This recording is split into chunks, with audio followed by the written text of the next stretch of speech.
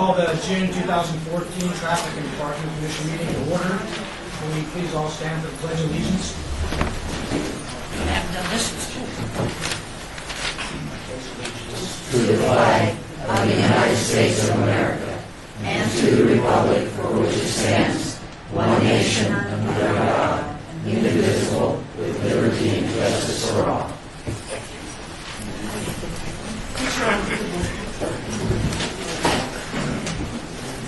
Chair Turner. Here.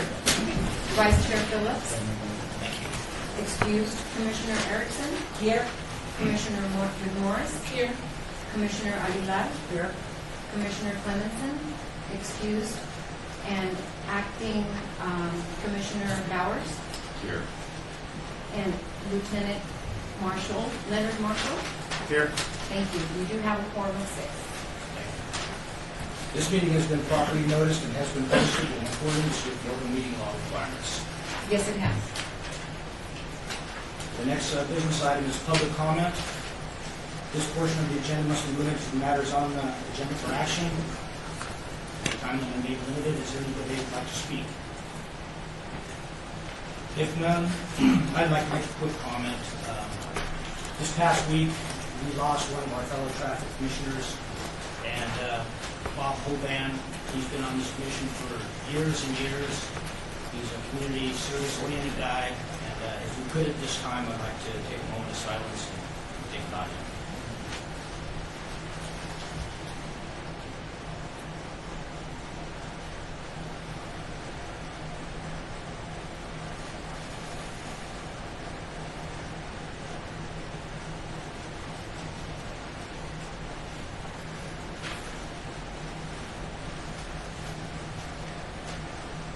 Okay, thank you very much. I appreciate that. Next business is approval of the minutes of the February 27th, 2014 meeting. Anybody like to make a motion? Second. All in favor? Aye. Opposed? Carries.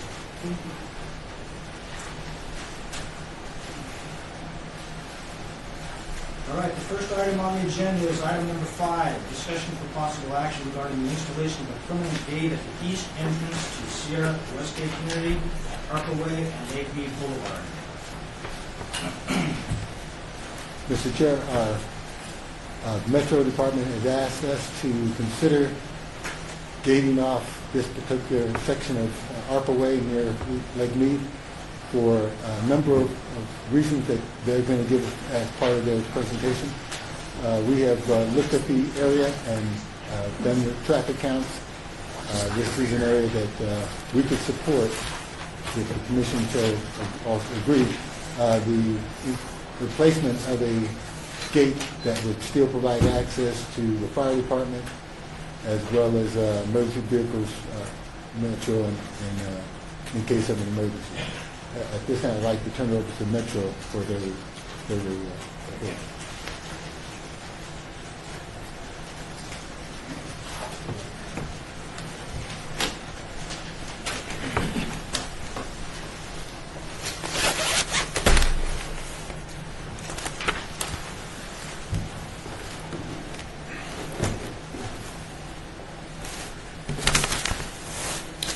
Good afternoon.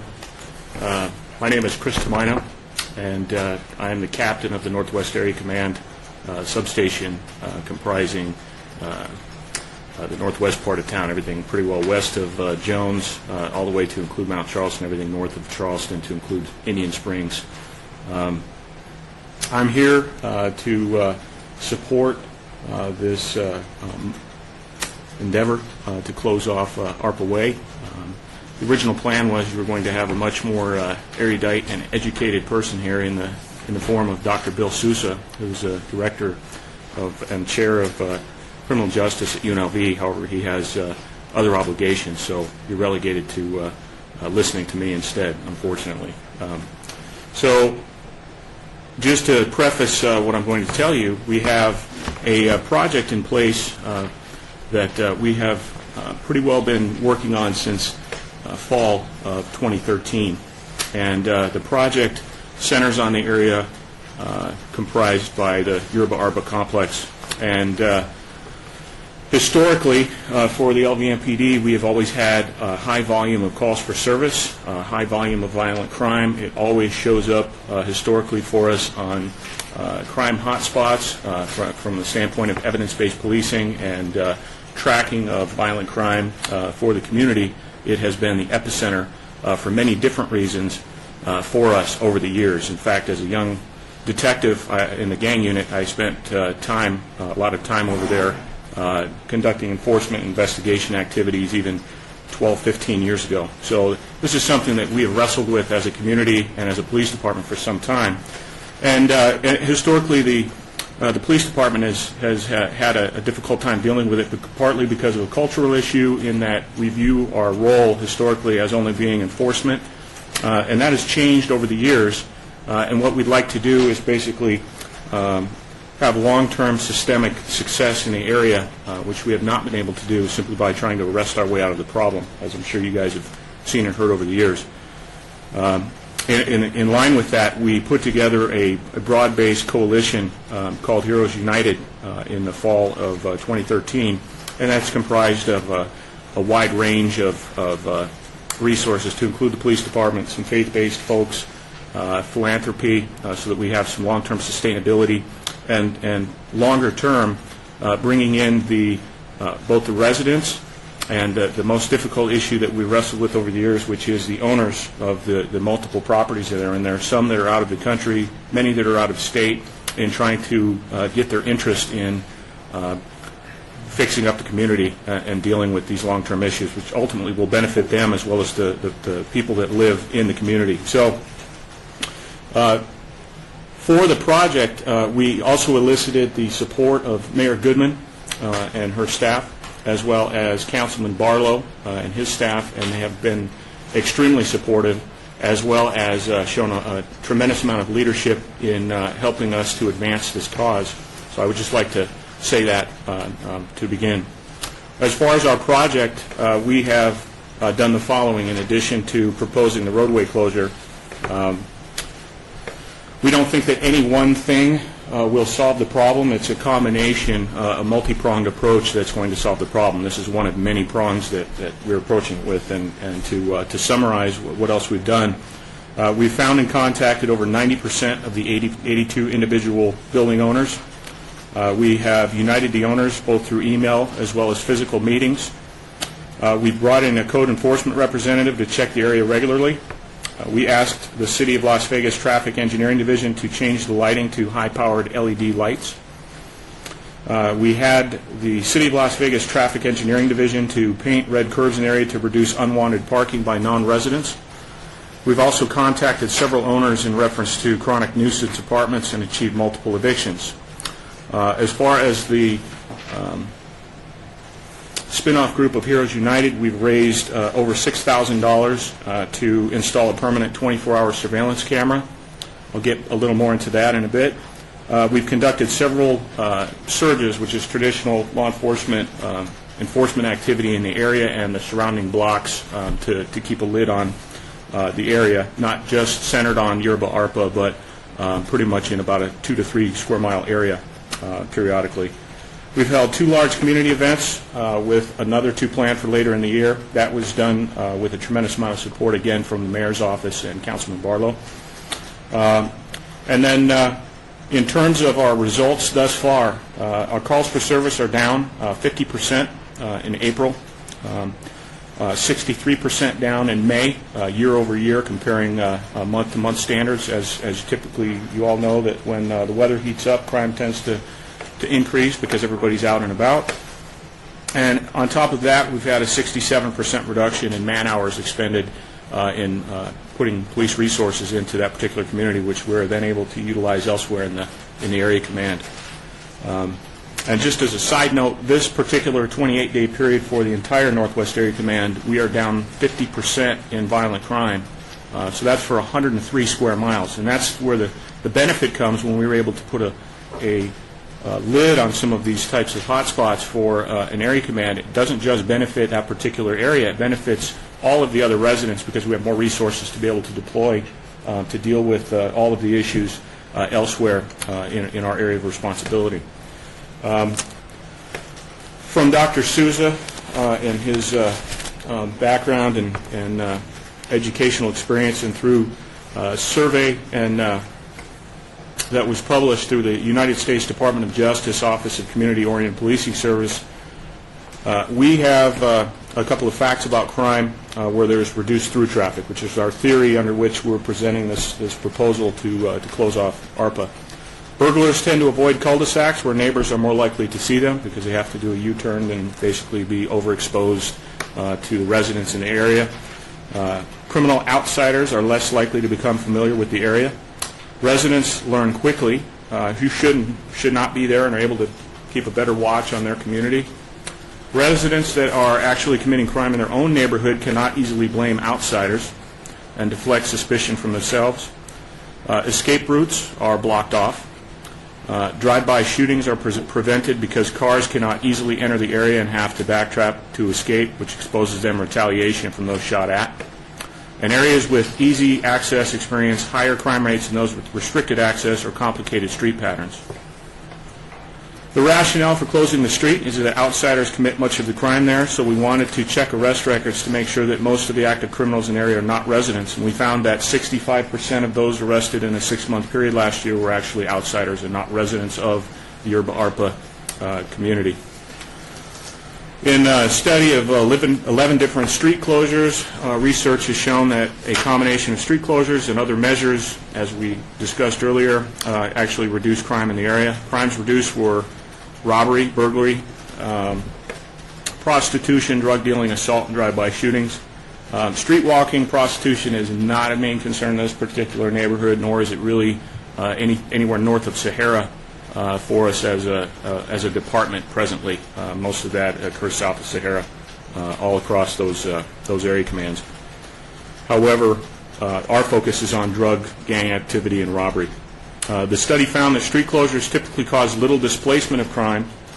However, one of the negatives in some cases is that the barriers can slow down vehicles and enable drug dealing, and unaware motorists could possibly get trapped in the neighborhood, although I think more and more with the newer vehicles and the advent of GPS, that's becoming less and less prevalent, but that is something to consider. And in conclusion of the study, the research showed that the street closures can reduce crime in a variety of different settings. However, it's important to keep in mind that research is limited in this field, and we plan on submitting our study to contribute to the field. That is on behalf of Dr. Souza from the academic side. There's something to be learned for other communities going forward, and we plan on submitting this as part of the academic research record on behalf of the City of Las Vegas.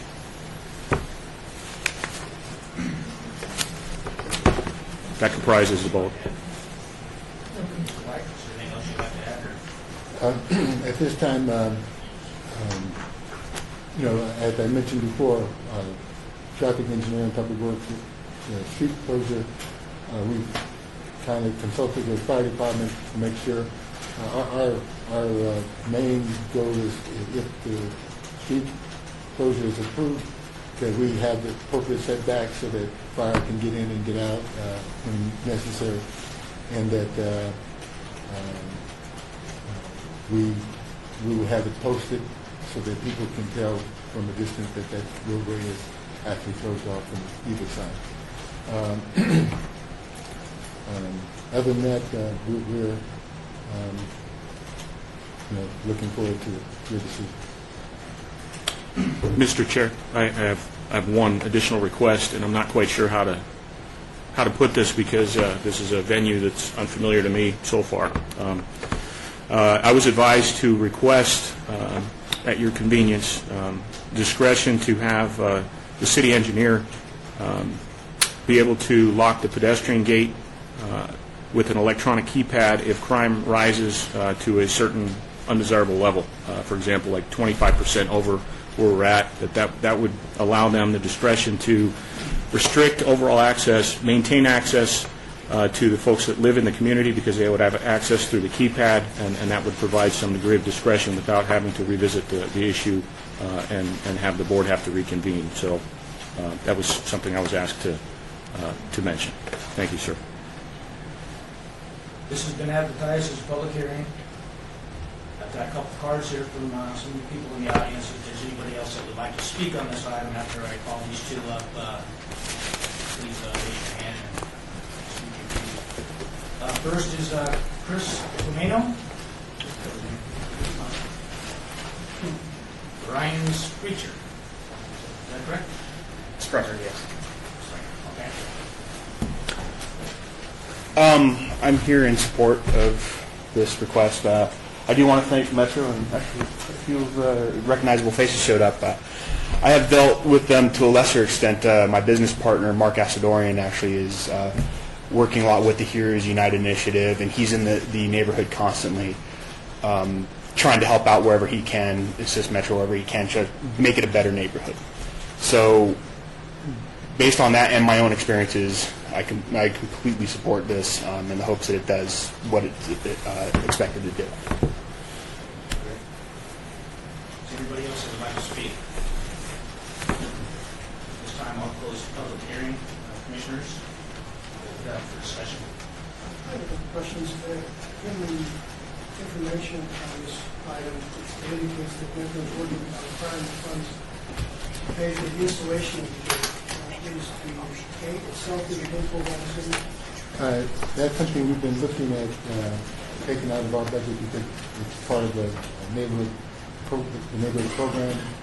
We're looking at, as long as we're within the right of way, we can consider that because it's the city right of way. The concern is that when we look at using city funds to put a gate in across the roadway, we're looking at actually stopping traffic, vehicle traffic, not pedestrian traffic, because the right-of-way is set up so that it can provide access because of our complete streets and connecting neighborhood policy that the city has. We spend our money in supporting those particular policies that the city has. The other question I have is it anticipated that a no exit sign might be posted at the entrance to the area? And you could tell drivers that they won't be able to exit? Right, yeah, it would be no outlet. Dead end or something like that? We like no outlet. Some people don't like dead end. Now, that question for you, is it currently the case that westbound traffic on Lake Mead can turn left against traffic and enter ARPA and Valerio? Yes, sir. So if there's a gate there, is there a concern or is there any analysis of the potential impact on the increased entry and exit at Valerio? Now you're taking basically one road out of the road. That's a consideration, but from an academic standpoint or a traffic study standpoint, I couldn't state. I would think just from a gut level, and that's all you're really getting in this answer, would be that its proximity relative to the intersection just east would be decreased relative to the turn-in for Lirio, so you would have traffic that had more time to make a decision in terms of cross-traffic, being able to turn successfully into Lirio without causing an accident. And the folks exiting Lirio can turn either right or left, is that correct? That is correct. So essentially what you're doing is you're taking everything that has come into and out of two roads and putting them down into one. Yes, sir. We created essentially a giant gated community and cul-de-sac. Thank you. Chairman, okay. No, go ahead. I had a question about the construction. There's a property wall that parallels Lake Mead to the east of ARPA. So it'd be easy to tie a gate to that side, but there's not one to the west side. So what would be the intent? Are we going to try and bring some type of property wall paralleling Lake Mead up to the gate, or are we going to leave that side open? Because I think that'd be a concern as far as future restrictions of pedestrians. Here's what would happen. If the city was to fund the gate closure, we would fund it where everything would be within the street itself. Of Lake Mead, right? No, Or ARPA. right. Okay. ARPA. And and it would go from curb face to curb face because we try to tighten it up so that you can't go and drive around it. And if there was ever a need to have a pedestrian gated off, that's where somebody would have to fund those the private property side so that you have a gate or a wall up on both sides so you can tie the gate or something to it. But that would not be something that the city would be constructing. Okay, I just wanted to clarify that, because it sounded like it was just a matter of adding the gate code, which is obviously much more than that. You have adding additional structure to tie that facility.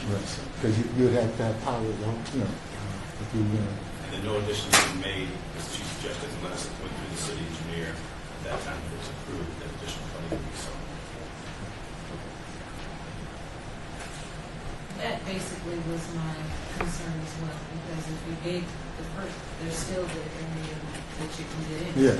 So, and due to the fact of that's my area, so I went up there and looked at it, and the fences, those fences that we see, they're really not that tall. I mean, I saw kids jump any fence. So, I'm just real curious, although I agree, don't get me wrong, because we need it, but how much actually is it going to stop? Now, granted, the cars can't get in unless, as you stated, that other area, but still people can scale the wall. Park the car here, jump on the car, get on the wall. I mean, it's really easy to do that. When I drove around there, it's like, how can you really safeguard it? Well, a couple of issues that came up that was a conflict with traffic engineering was that on Lake Mead, there's a crosswalk that's being built for Lake Mead and ARPA, so that folks can get to the other side of the street, and we're looking to put in the flashing lights and everything. Our concern was that if we gated off where pedestrians couldn't get through, the chances of that crosswalk that we did the studies where everybody was crossing, people using it would go down, because if everybody had to walk all the way down to the other street, they may not come all the way back down just to cross. They'll start crossing because where they want to go is before they get back to that crosswalk. So there are some things that we have to look at. The idea of putting in a gate code, and we've seen that happen before, where the private property owners got together and put that in, where everybody in the neighborhood that lived there had the code number. But they also share it with everybody else. Well, it depends on I'm sorry, but how safe you that want to be. happens. You guys know that. And so, but that's why the city hasn't done anything like that within our right of way. We just haven't done that. But I have seen it done in other neighborhoods. Yeah, I have as well, and it works for a while until the gate code gets out to everybody, and then they still get in. So, I mean, I'm not going to vote against it, obviously, because it is needed, but there are some things I believe that should be realistically considered. Commissioner, if I might add, I would give you the parallel of how people deal with locking up their cars and homes. If somebody really wants to get in to your car, especially if it was extremely prized for whatever reason, it's a classic or it's something that is hot on the parts market, if somebody is committed there, they can get in and they can take it. Correct. However, generally speaking, by virtue of locking our doors or putting a steering column lock on the steering wheel, we can do target hardening, which will basically reduce the likelihood or cause the criminal element to move on to another potential target. And that's really what we are looking at with respect to this. It's not this one thing is going to be the savior of this neighborhood. Absolutely not. And it is simply one of several pronged approach as a deterrent to make it less likely avenue of approach without being overly restrictive of the residents that live in the area, because we really don't want to turn it into an armed camp for the people that live in there. We want to basically improve their quality of life. We want as a result of that, You get the upward spiral of the folks that own the properties in there that are willing then to invest long-term in the upkeep and improvement of those properties, which then continues that upward spiral that we're looking for that ultimately impacts day-to-day community interaction and how many kids are out on the street playing, those types of intangibles that aren't necessarily reflected. I'm just real interested why there was only one representative from the neighborhood.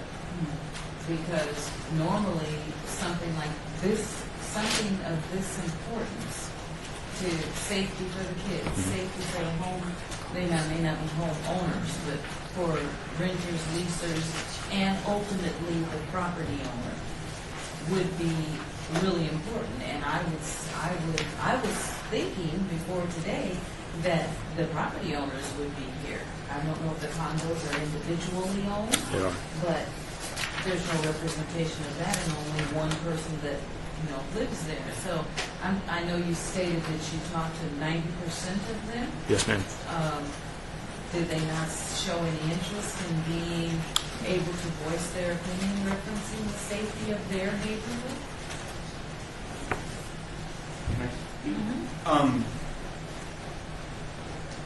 I represent 5 of the buildings in there, and I have, along with the person I mentioned before, Mark Asadorian, he's actually more involved in the neighborhood. He's talked to quite a few more of them, and they are all on board. Why they're not here, I don't know. I think that maybe with this kind of showing that maybe they didn't need to come. So I really can't speak for them, but I do know that it is something that's favored. We, as a whole, are backing the efforts of what Heroes United and Metro is trying to do in the neighborhood. So, there is more interest in it. I just can't explain why they aren't there. But they do have the same. Because normally we get letters, from people who live there. Okay, we sent out ballots, everybody in the Right. neighborhood to 74, we got 20 back, Okay. and they were all in favor. I would speculate that being renters and probably lower income, that they, getting The here. interest level. Well, no, just being able to get here and participate is not as easy for those that are homeowners that I've experienced in the past on the board. The homeowners have a lot more stake in their neighborhood than a renter that may have been That's what I on. was stating, that there's various condo owners. Right. The owners are. And a lot of our owners are out of state, out of country, and that's a logistical exercise in and of itself to get them to the table to discuss. But Many of those people work too. that's true. They got to pay the bills. Absolutely. But that's what I would like to make a comment as far as walls go. Where I live, up off Sahara area of the lakes, it doesn't make a difference how high or how short that wall is, because we've had federal people chasing people over walls, so it has nothing to do with height. You're motivated, you're motivated. Yes, I ma'am. mean, it's a deterrent, we can agree to do it. I think in your presentation, you referred that this is only one element of the solution. There are other elements as well, all of which acted in concert and will hopefully be the case. Yes, sir. And I would tell you, just almost anecdotally to consider, I mean, our previous approach in years past from the police department standpoint is, we come in, we arrest a lot of people, we bring in a barbecue, throw some candy out to the crowd and raffle off a few things, and then we leave for 6 or 12 months until the place flares up again. And that's something that we've repeated foolishly over the years without looking at bringing in our other government entities and partners to look at this because it is both a social and economic and a crime issue to be able to address these things long term, which is what the citizens who live in the area expect of us, but they don't really know how to go about doing it. So, we are really, as a group, kind of in uncharted territory ourselves, and so we appreciate the support. Thank you. Any other comment? With that, I'll close the public hearing.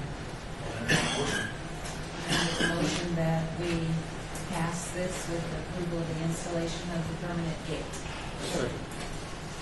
All those in favor? Aye. Aye. Opposed? That passes. Thank you, Chairman. Thank you for your help. Thank you, Commissioners.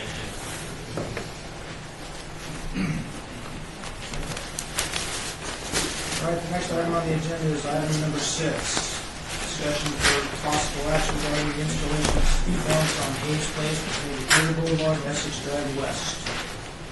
Mr. White?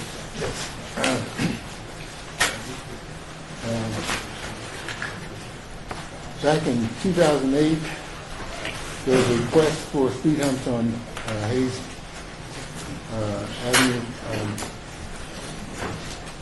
For us to do a traffic study, which we did, and at that time it had about 550 cars a day driving up and down the street. The 85th percentile was about 32 miles per hour. And when we did the study, it did not meet the criteria for speed humps that the city council had adopted for neighborhood streets. And then recently we got a call back again from the same neighborhood to have us look at it again. And we went out and looked at it just recently, 2014. What we found was that the amount of cars using the street had dropped by 100 cars a day, but the speed has gone up. Because obviously when you have fewer cars, they can go a little fast because they don't have anybody slowing them down. But as we did the study, it did not meet the criteria again. But it did go from 16 points the first time to about 26 points this time, where 40 points is required for us to be able to recommend the installation of speed humps. And once we notified the requesting party that again, it did not meet the criteria, we told them that there is an option that they could come to this commission and ask to be heard, so they could give you the details about their neighborhood that we can't give you from the counts that we take. And so I do believe we have representatives here to talk about their concerns. Okay.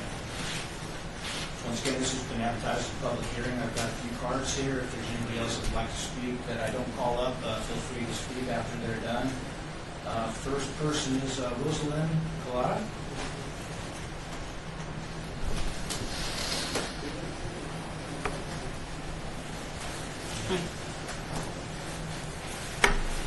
Okay, about 2008, we put in for a petition and got all the signatures, and we have a lot of people just speeding up and down. It's like Grand Prix over there. On Garden Place, there is no stop sign. They come around, it's an inlet into Hayes, and they come around that corner. My husband was getting in the car. They almost knocked him over and took the car door off, almost took the car door off. They don't watch anything. We have a lot of children. We have two inlets, one from Hay Place coming into Hayes and one from Garden, and plus West Essex. They come either left or right. The stoplight that we have on our corner is the only one that gets you onto Decatur going south without going over 4 lanes of traffic to get into a turn lane. So everybody comes around and uses the stoplight if they're going on Decatur South. We have a lot of children going to school. They walk, they ride their bikes, and even if they're out there playing, the cars are still coming down, just speeding. The man across the street from us had a car come speeding in and right into his fence. This has been going on for years and years. We tried it again now, trying to get people to sign these petitions and stuff like that, but we have quite a few renters on the block, and apparently these notices are not going to the people that should be getting them. And we don't know what else to do other than lay down in the middle of the street and see if they'll stop then. We've had the police out. We know who's doing it. There are ATVs speeding through there at 9, 10 o'clock at night. And, you know, it's not safe for the kids. My grandson goes to school. He gets on his bike. I don't know if he's going to make it to the corner because we never know what's going to happen. I don't know what else to tell you, except it is a danger for the children in the neighborhood. We have an awful lot of them, and they all walk to school because all the schools, the high school, the middle school, the grade school is within walking distance of where we live. And you have all the children going to school. They walk or ride their bikes. And it's really terrible. And a lot of kids going up to Circle Park. We have the park up there, which is really good. The kids go up there and play. But they have to come down that block. And it's really been terrible. So, we'd like to have at least 3 speed bumps if we can, or humps, or anything to slow them down. There is no speed limit sign on the block, none whatsoever. And the 2 inlet streets we have coming in have no stop signs. So nobody bothers to stop. They just come around the curve and right into Hayes. That's it. They just go flying. So based on that, is why we want to have these speed bumps put in. Thank you. Okay.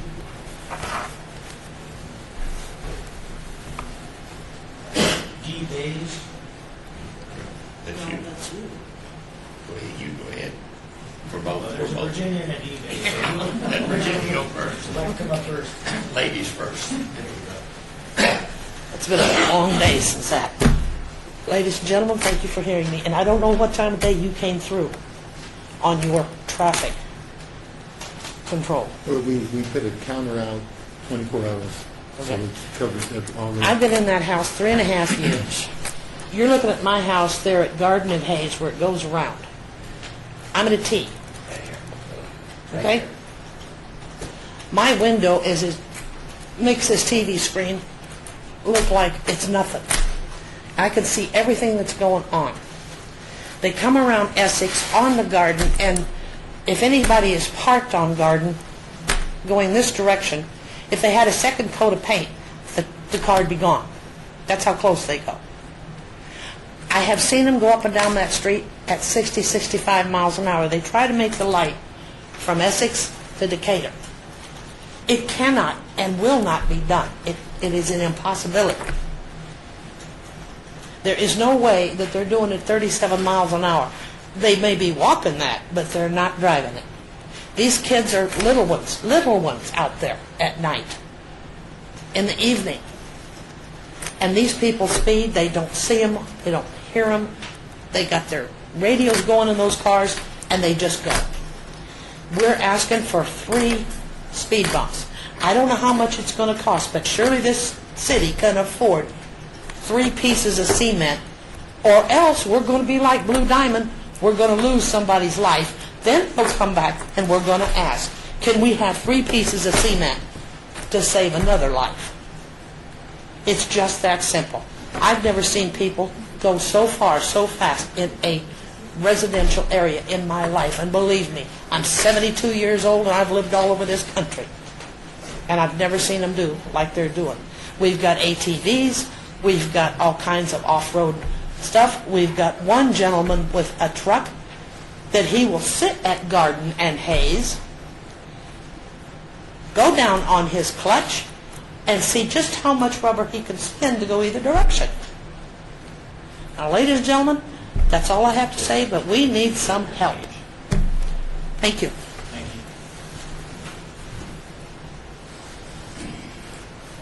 you. Okay, I'm Dee Bays, and thank you for listening to me.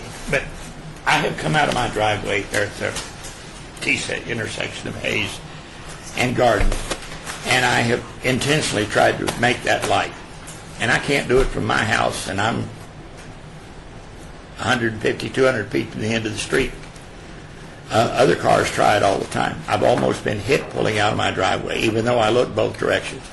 We need not only speed bumps, but we need to consider a stoplight or a yield sign at Garden and Hayes, and also at K Place and Hayes, which is the other end, the other ingress to Hayes Place, because K Street curves around and Garden curves around, and there's no stop signs, no yield signs at any of those to slow people down before they hit Hayes.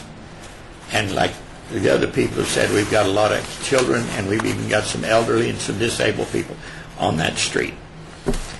And you're welcome to come by my house anytime and sit there and watch the traffic if you don't think they're speeding up through there.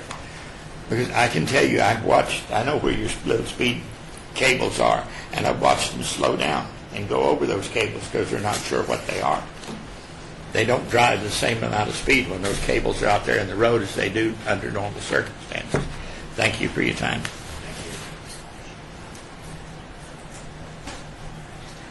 Okay, is there anybody else that would like to speak on this item?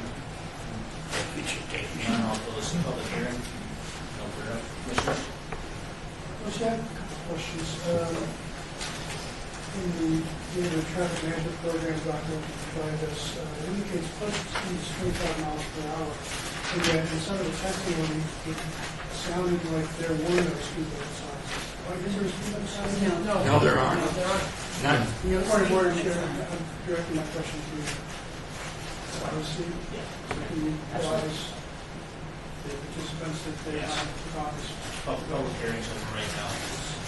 Swing board discussion. At this time, they're not posted on Hayes.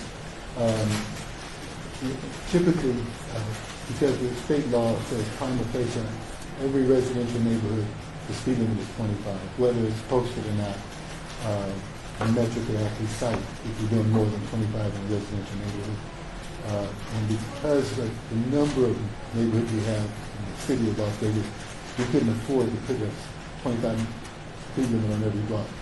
And so, but in this particular case, I have a work order that's been done. They'll probably see this 25-mile speed limit coming off of Decatur, because Decatur, the 45-mile-an-hour roadway, when you come off at a signal light, we're going to put a speed limit there for people coming off of Decatur, heading into the neighborhood, let them know that they are coming into a residential neighborhood. So that is something that will be done.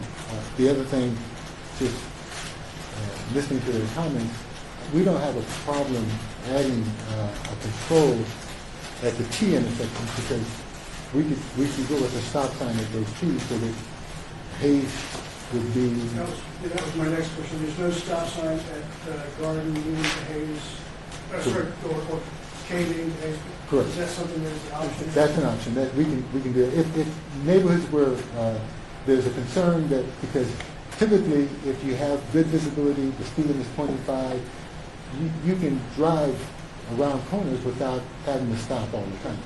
But if there's a concern where the people are going too fast and not looking, then we can give control, hit a control on one of the intersections that would typically stop the T, so that the through traffic has the right of way. And that's something we can do. I can say that I'm certainly sympathetic to the views of the residents.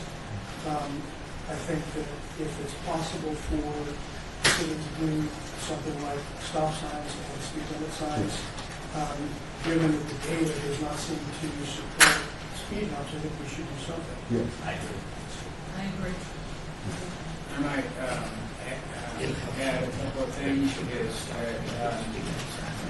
might ask the police officer here to chime in, is that there doesn't seem to be much enforcement going on there. That they're reporting 60-mile-an-hour speeds. They're reporting ATVs. Those are enforcement issues that may or may not even be remedied by speed hump. Right.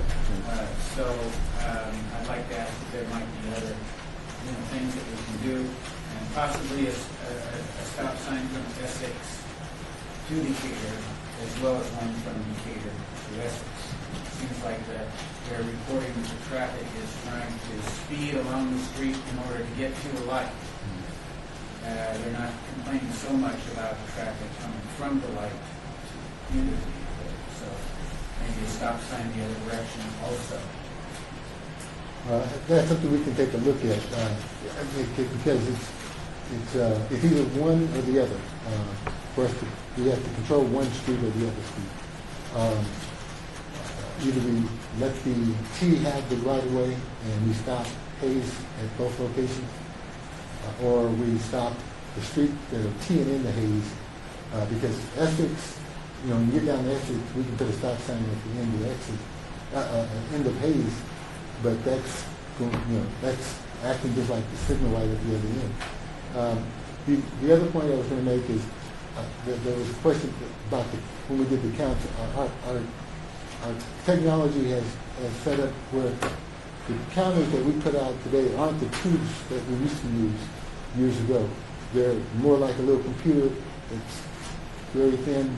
They just sit in the middle of the road on each direction, and it blends into the pavement, so it's very difficult for people to recognize them. Yeah, that's one right there. And so, depending on how new the pavement is, you may not even notice it's there. And so that way we don't have that slowdown that you typically see when people see a hose going across they know that somebody's counting what they're doing. With these, people very rarely recognize what it is. Looks like they've driven over both of them. Yeah. There's tire marks on both of them.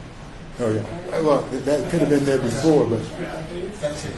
It's the same in the garden, because there's my house right there on Hayes. and so what happens is And on the street.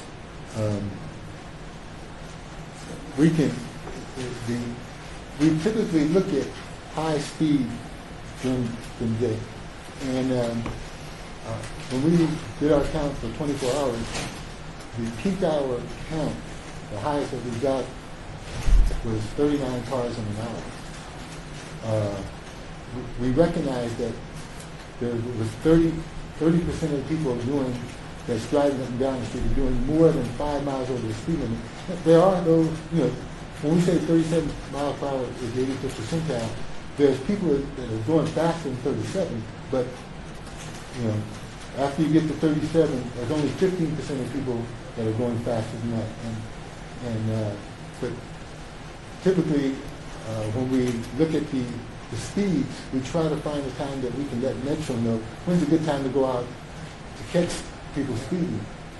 But when you're looking at maybe 1 or 2 cars in an hour, that's not real inviting to Metro to try to figure out what time of that hour they got to be there.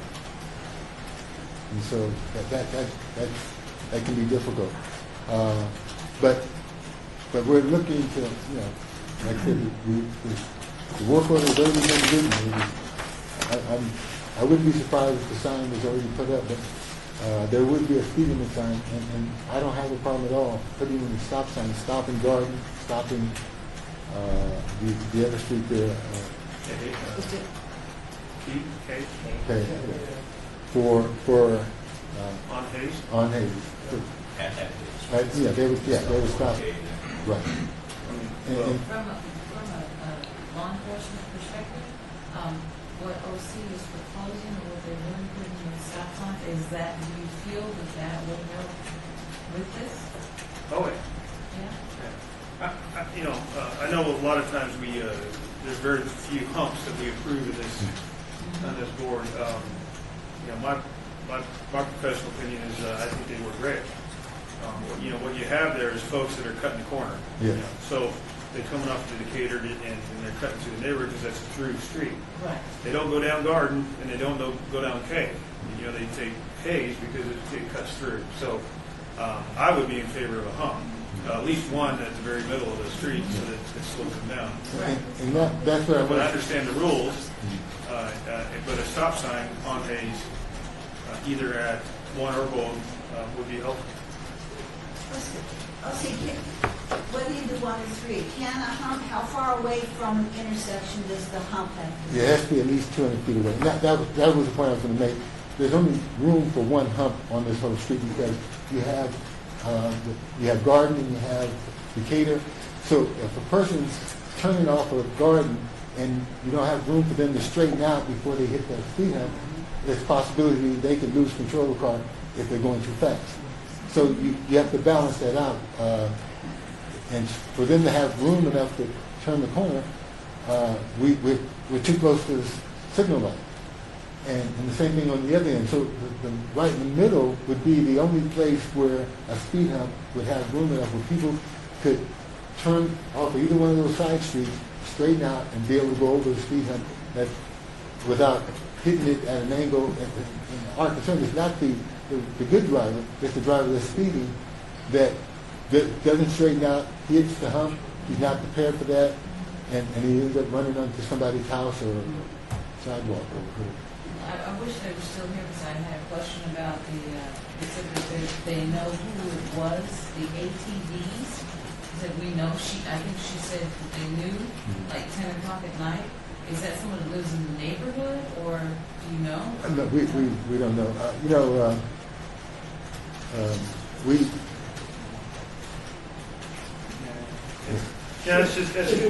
get that complaint quite a bit. Fortunately, there's too many people in this town, so for us to be there at the time they're actually out on their quad is it's a crapshoot. It's worse than fishing. I understand. So, but to kind of piggyback on this is that, or on the previous hearing or the previous recommendation on, if we make it difficult for them to do what they want to do, then it's better for us and law enforcement. So it's just like the gate, as we don't have to chase them through the neighborhood. So how can this be amended? If you can't put in speed bumps as they request, what can we do? We can actually look at, if the neighborhood indicated that they can live with stop signs, we could pick one of those streets, either Garden or the second one, and K, and put up stop signs so that the people on K would have the right of way to come out and go. So everybody that comes down Hayes have to stop at K. And the reason I would pick K is because if there's a line of cars coming through the signal, I don't want them to have to stop so soon that they start backing it into the intersection. So what I had heard one of the speakers indicate was that they lived at the house that was at the T intersection between Garden and Hayes.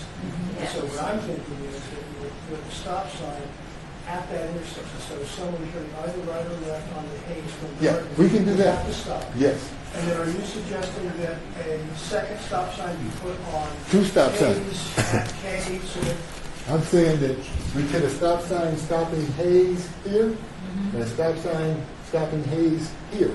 So if you come around here, you're going to have to stop here before you can make it all the way down to the end. But here, we put a stop sign right there coming out of K, out of Garden, so that you have to stop, and which probably needs to be done, because if everybody's trying to make the light, you don't want somebody just shooting around without. Yeah. But how about leading from Garden onto Hayes? Are you talking about a stop sign there as well? That's K. From Garden. Yeah, so going northbound on Garden. Oh, Garden. Yeah, On to okay. Hayes, left or right. You're talking about a stop I'm sign there as well? saying, we have a choice. We can either put the stop sign here and stop traffic there, or we can put the stop sign on Hayes and stop the through traffic. So it's something like some of the issue that people are trying to run that corner pretty quick, and the lady's concerned that she sees out of the window right there at that intersection. Right. People are making that corner pretty fast, and then a lot of people do use Hayes for ingress, egress of the subdivision. Right. So maybe initially it would make more sense to put the stop signs on Garden and K to see what the impact is as far as people traveling off those two streets, and reduce at least that flow on the Hayes. Typically, T's, we can put stop signs. Right, no right. problem. That's standard. That seems like the most standard appropriate solution. And if they continue that problem, so they bring it back and we look at putting stop signs on Hayes itself. Yeah. I have a question. It seems in the back of my mind, somewhere up in the area off of Lincoln Farm up there, okay, off of the 215 in one of the close communities. I went over one of the humps, and I was visiting. Before I got there, there was something on the road, too, on each side of the hump. Right. Yeah, and I think that would maybe make them happier if there's a little, the safety obviously has to be what it is. But, if you've got one of those, maybe that slows down the child that's speeding around on whatever they are. I don't know. All I know is when I went across the hump, I was like, whoa. It got your attention, there's a big hump coming along, and it was close to it. Are those logical for someone from pleasing residents who are looking for more and they can't have more? Well, here's the only problem that the rumble strip caused. when people drive them at night, you cannot sleep. You will hear them all night long. But, we're only talking about 19, 20 cars an hour. But that'll be the big concern. Because when there's no other, especially when the ambient noise go down, you hear that even more. And if they're speeding, it's even louder.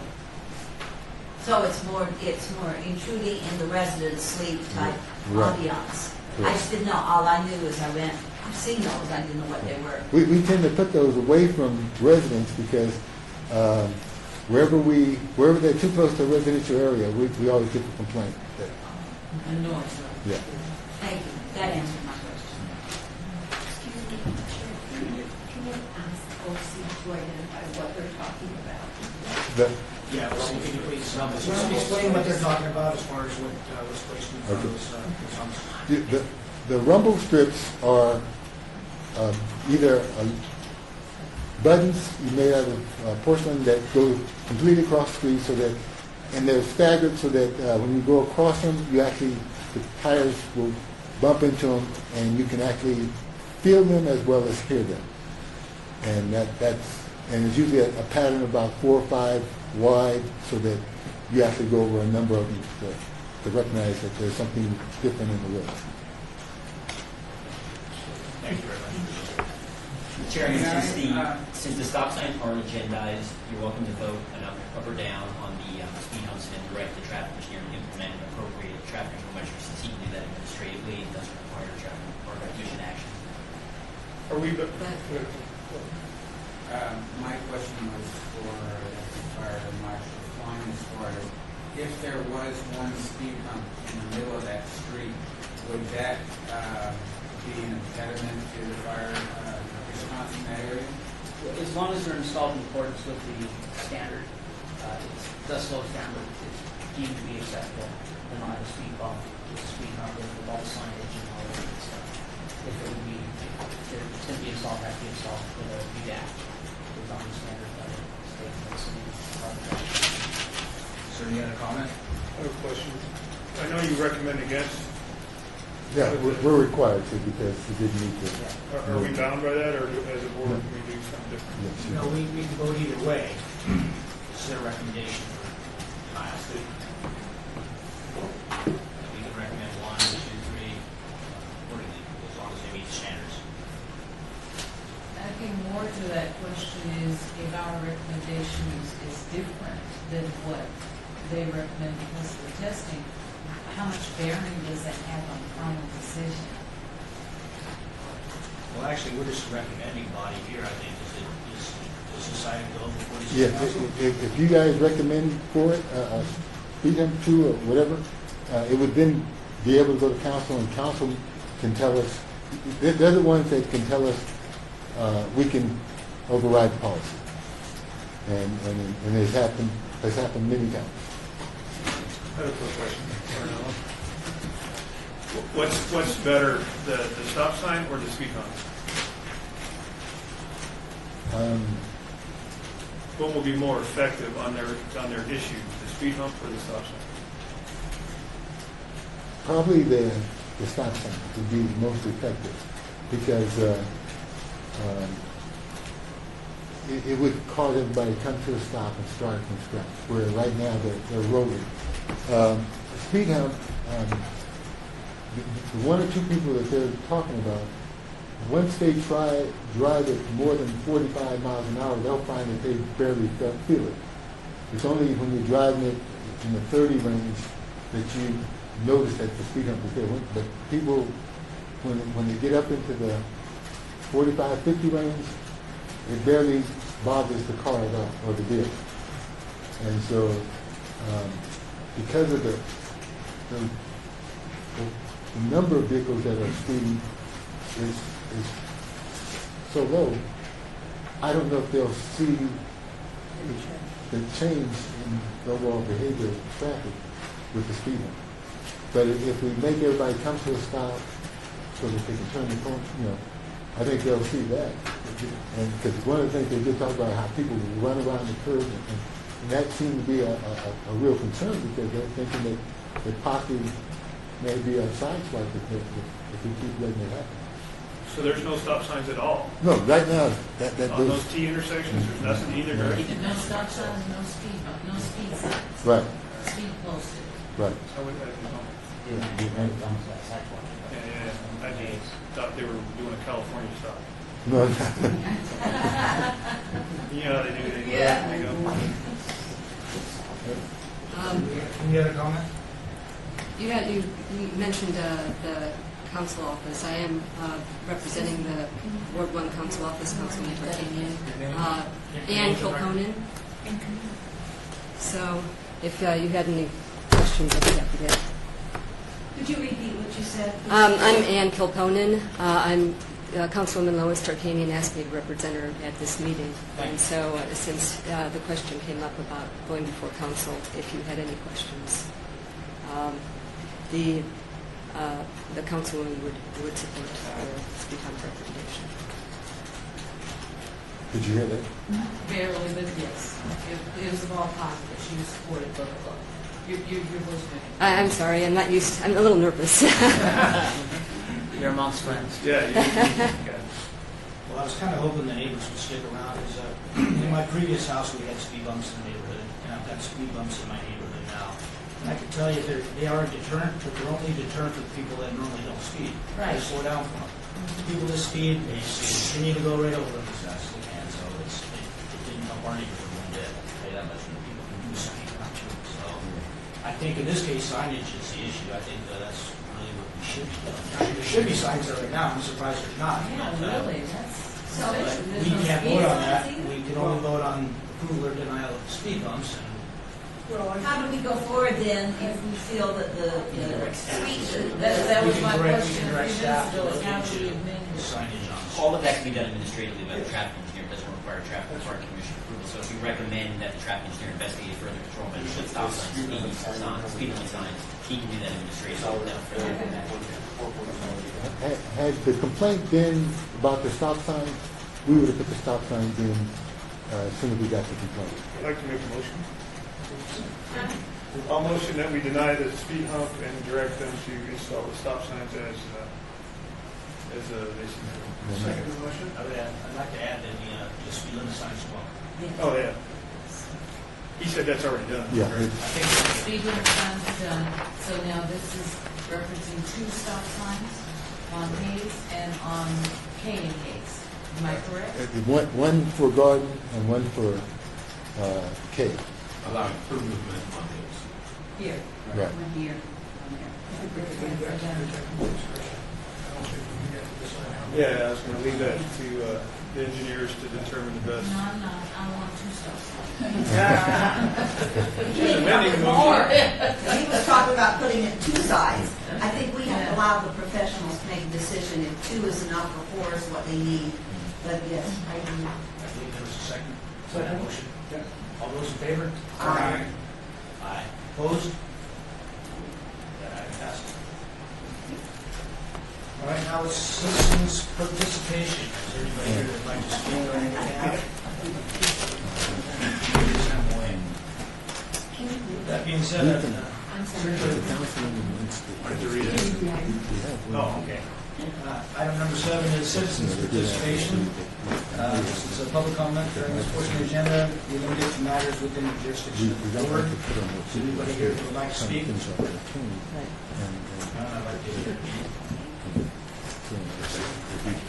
Tell her that she can get back to